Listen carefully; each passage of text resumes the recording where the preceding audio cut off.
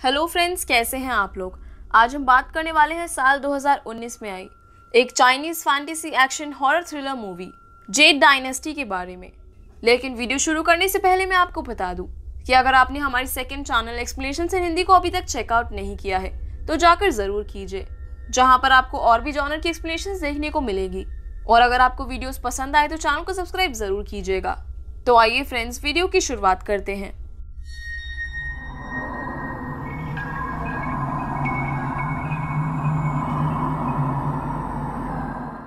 Movie की शुरुआत में हम कुछ कुंफू योद्धा को देखते हैं जो कि बादलों में उड़ रहे थे।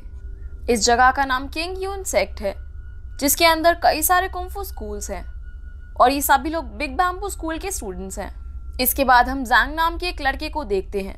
जैंग बेस स्कूल का एक स्टूडेंट है, लेकिन जैंग काफ़ी कमज़ोर है और अपने सीनियर्स जितना पावरफुल नहीं है।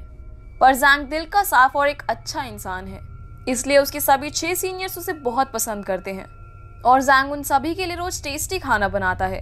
इन सीनियर्स में एक टियन नाम की लड़की भी है जो कि इनकी मास्टर की बेटी है। जैंग टियन को बहुत चाहता है, लेकिन टियन उसे अपने भाई जैसे समझती है और हमेशा उसका ख्याल रखती है। डिनर के समय जैंग के मास्टर उसे ताने भी मारते हैं क्योंकि 10 साल हो गए थे, लेकिन अब भी जैंग एक अच्छा कुंफू वॉरियर नहीं बन सका था। टियन हमेशा जैंग की ट्रेनिंग में उसकी मदद करती थी। वो जैंग से कहती है कि उसे अपना सारा ध्यान लगाकर अपने अंदर की एनर्जी को बाहर लाना होगा, लेकिन जैंग कभी फोकस नहीं कर पाता था और टियन की खूबसूरती से डिस्ट्रैक्ट हो जाता था। तभी जैंग को याद आता है कि आज ही के दिन 10 साल पहले उसके पेरेंट्स को मार दिया गया था। ये सुनकर टियांग जैंग को लेकर उसके विलेज जाती है। जैंग बताता है कि 10 साल पहले जब वो अपने घर वापस लौट रहा था तो उसने देखा उसके विलेज के पास बिजली का घेरा बना हुआ था। जैंग के फादर, जो कि एक कुंफू मास्टर थे, वो किसी डीमन से लड़ रहे थे और उसने एक मास्क भी पहना हुआ था। उन्होंने उस डीमन को हरा भी दिया था, लेकिन आखिर में उस डीमन ने अपनी थंडर स्वॉर्ड से अटैक किया और सब खत्म हो गया। सुबह जब जैंग और उसकी दोस्त जिंगू की नींद खुली तो उनके पेरेंट्स के साथ सभी विलेज के लोग मारे गए थे। जैंग अब कसम खाता है कि वो अपने पेरेंट्स की मौत का बदला जरूर लेगा। तभी वहां किंग यू सेक्ट के कुंफू मास्टर आते हैं और उनके साथ टियान भी थी। जैंग उससे कहता है कि वो उसे अपना शिष्य बना ले ताकि वो अपने पेरेंट्स की मौत का बदला ले सके। और तभी से जैंग बिग बैम्बू स्कूल में है, लेकिन 10 साल के बाद भी इन्हें ये पता नहीं चला था कि विलेजर्स की मौत का जिम्मेदार कौन है। इसके बाद हम सियान क्लाउड सेक्ट को देखते हैं, जहां सारे 7 कुंफू मास्टर्स इकट्ठा हुए थे। इनमें से एक लेडी मास्टर भी शामिल थी जो कि सिर्फ लड़कियों को ही अपना शिष्य बनाती है। और ये सब यहाँ आने वाले कुंफू कॉन्टेस्ट की बातें करते हैं, जिसमें सभी 7 स्कूल के सारे स्टूडेंट्स आपस में कॉम्पीट करने वाले थे। लेडी मास्टर कहती है कि उनकी स्टूडेंट शुई भी इस कॉन्टेस्ट में भाग लेगी और उसे जीतने से कोई नहीं रोक सकता। रात के समय सभी स्टूडेंट्स चुपके से शुई की ट्रेनिंग देखने जाते हैं क्योंकि वो बहुत ही सुंदर थी। लेकिन इस धक्का मुक्की में जैंग शुई के सामने जा गिरता है और उसे पनिश करने के लिए शुई जैंग पर कुछ खुजली वाले इंसेक्ट्स छोड़ देती है। रात को टियान जैंग के शरीर पर एक ब्लैक बैम्बू ऑयल लगाती है, जिससे उसे खुजली से राहत मिलती है। और ये ऑयल बहुत ही मुश्किल से मिलता है, लेकिन फिर भी टियान इसे ढूंढ लाई थी। ये देखकर जैंग को लगता है कि टियान भी उसे पसंद करती है। अब अगले दिन जैंग एक नदी के पास जाकर किसी को आवाज लगाता है और उसमें से एक बड़ा सा ड्रैगन बाहर निकलता है। जैंग अक्सर ही इस ड्रैगन से मिलने आता है और उसके लिए ढेर सारा खाना भी लाता है। वो उस ड्रैगन को बताता है कि वो टियान के सामने अपना लव कन्फेस करना चाहता है, लेकिन वो इसकी हिम्मत नहीं जुटा पा रहा है। जिसके बाद हम देखते हैं कि टियान जैंग को अपने पिता की कुंफू बुक भी लाकर देती है, क्योंकि वो चाहती थी कि कॉन्टेस्ट से पहले जैंग भी एक अच्छा कुंफू योद्धा बन जाए। और इसके बाद जैंग अपनी ट्रेनिंग करने लगता है। कुछ देर बाद अचानक ही जैंग के गले का स्टोन चमकने लगता है और ये स्टोन उसे उसके फादर ने दिया था और कहा था कि ये बहुत ही पावरफुल है, लेकिन ये तुम्हारे दिमाग को अपने वश में या करप्ट भी कर सकता है, इसीलिए तुम्हें इसे एक गहरी खाई में फेंकना होगा। लेकिन जैंग ने इस स्टोन को तभी से अपने गले में पहना हुआ था और वो फाइनली स्टोन को फेंकने जाता है। लेकिन तभी एक मॉन्की आकर जैंग को परेशान करने लगता है और उसके पीछे पड़ जाता है। वो जैंग से स्टोन लेने के लिए उसे धक्का दे देता है और जैंग एक गहरी नदी में जा गिरता है। जैंग उसमें डूबने लगता है, लेकिन वो स्टोन जैंग को खींचकर पानी के बाहर ले आता है। बाहर निकलते ही वो मंकी फिर से जैंग से स्टोन छीनने की कोशिश करता है और उसके हाथ पर काट भी लेता है। इसके बाद जैंग का खून वो स्टोन एब्जॉर्ब करने लगता है। इसी दौरान नदी की गहरी खाई से एक मिस्टीरियस स्टिक बाहर निकलती है और जैंग का स्टोन स्टिक में जाकर मिल जाता है, जिससे एक बहुत ही शक्तिशाली छड़ी तैयार हो जाती है, जिसे ब्लड सकिंग बीट कहा जाता है। सभी मास्टर्स भी दूर से इस घटना को देख रहे थे और वो कहते हैं कि ब्लड सकिंग बीट फिर से अपीयर हुई है और गोस्ट किंग इसे लेने जरूर आएगा। दूसरी तरफ हम गोस्ट किंग और उसके कुछ डीमंस को भी देखते हैं और इस जादुई छड़ी को लेने के लिए गोस्ट किंग अपने एक चमचे को भेजता है। वहीं ये जादुई छड़ी वापस जैंग के पास ही आ जाती है और जैंग उस मंकी को एक दलदल में डूबने से बचाता है, जिससे वो मंकी जैंग को परेशान करना बंद कर देता है। अब इसके कुछ ही देर बाद एक अनजान औरत जैंग पर अटैक करती है और उस जादुई छड़ी को चुराने की कोशिश करती है, लेकिन तभी शुई और टियान दोनों ही वहां जैंग को बचाने आ जाती है और वो मिस्टीरियस वुमेन वहां से भाग निकलती है। तभी जैंग नोटिस करता है कि जिस हाथ पर मंकी ने उसे काटा था वो हाथ अब पूरी तरह से ठीक हो चुका है, जिसका मतलब ये है कि इस जादुई छड़ी में हीलिंग पावर्स भी है। लेकिन जैंग इसके बारे में किसी को कुछ नहीं बताता। अब उसी रात को जब जैंग सो रहा होता है तो वो अनजान औरत फिर से आती है, जिसका नाम बियाओ है। बियाओ फिर से उस छड़ी को चुराने की कोशिश करती है, लेकिन वो जैसे ही उसे लेकर जैंग से दूर जाती है, वो छड़ी उसे फिर से जैंग के पास खींच ले जाती है, जैसे वो छड़ी अब जैंग के साथ ही जुड़ गई हो। और इसी तरह सुबह हो जाती है और जैंग के जागने पर बियाओ वहां से भाग निकलती है, जिसके बाद मास्टर बताते हैं कि कुंफू कॉन्टेस्ट में जैंग भी बाकी स्टूडेंट्स के साथ भाग लेगा। ये बात सुनकर जैंग बहुत खुश होता है।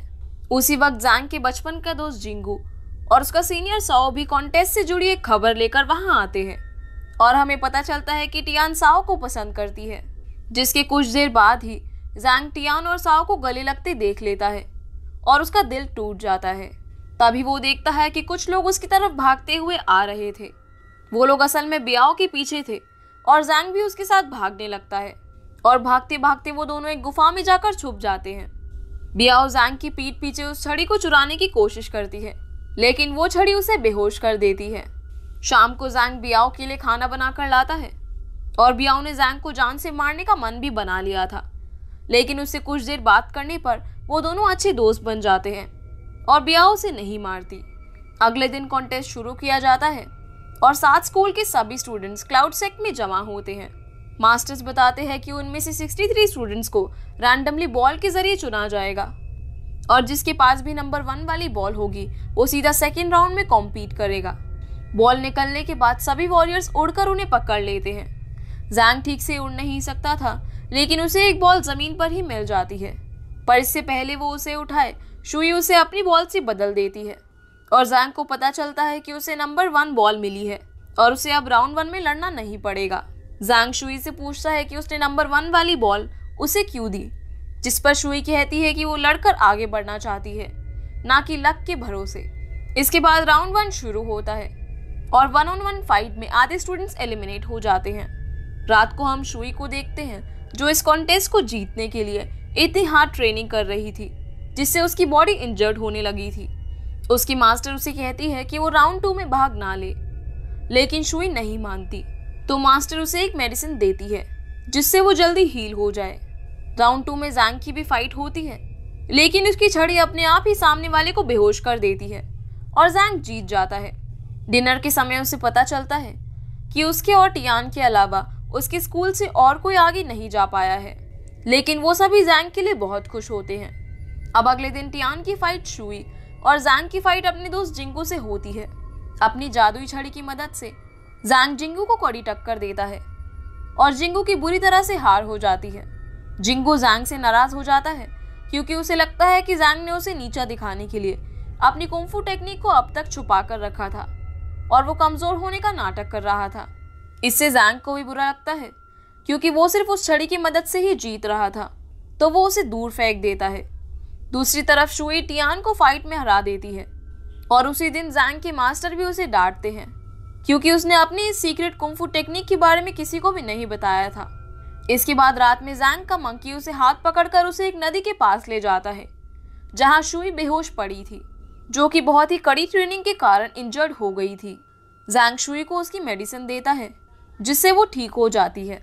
शुई भी अब जैंग को पसंद करने लगती है क्योंकि अगले दिन उन दोनों के बीच फाइनल फाइट थी, लेकिन फिर भी वो उसकी मदद करने आया था।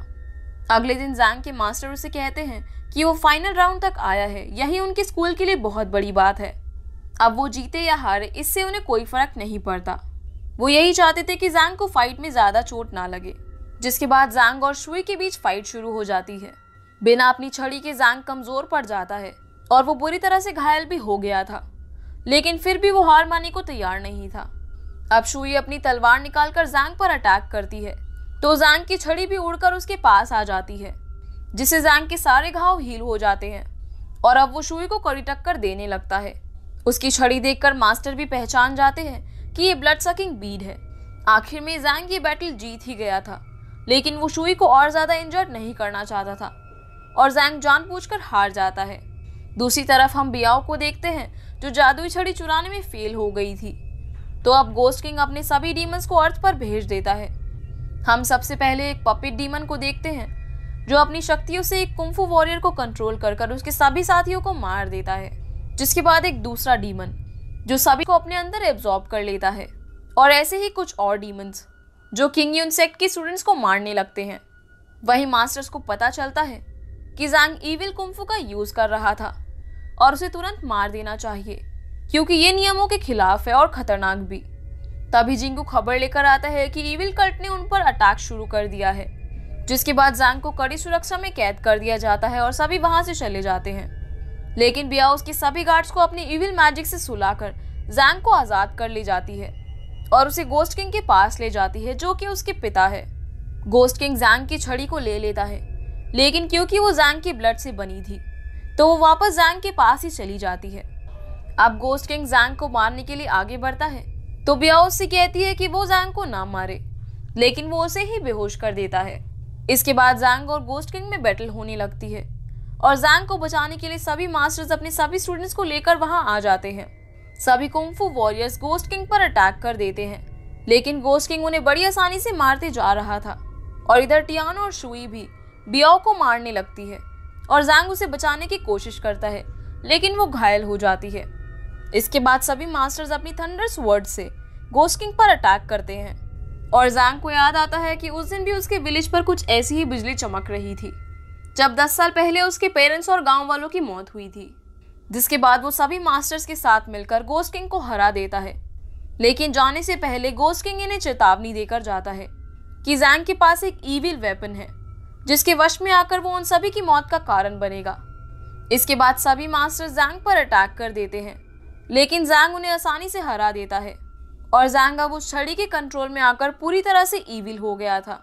उसे ये भी समझ आ जाता है कि इन मास्टर्स में से किसी एक ने उसके विलेज के सभी लोगों को मारा था जो कि उस दिन उनके गांव में यही ब्लड सकिंग बीड लेने के लिए आया था और वो अपने ही मास्टर्स को मारने जाता है, लेकिन टियान बीच में आ जाती है। टियान ज़ैंग के अंदर के अच्छे इंसान को जगाने की कोशिश करती है, जिससे ज़ैंग फिर से अपने कंट्रोल में आ जाता है। वो शुई के सामने जाकर उसे कहता है कि वो उसे मार दे और लेडी मास्टर की बात सुनते हुए शुई उस पर अपनी स्वॉर्ड से अटैक कर देती है, लेकिन ज़ैंग का सीनियर और मास्टर उसके सामने आकर उसे बचा लेते हैं और खुद मारे जाते हैं। अब आखिर में शुई भी ज़ैंग को नहीं मार पाती और उसे कहती है कि वो कहीं दूर भाग जाए। इसके बाद ज़ैंग घायल बियाओ को लेकर वहां से चला जाता है और ये फिल्म यहीं पर खत्म हो जाती है।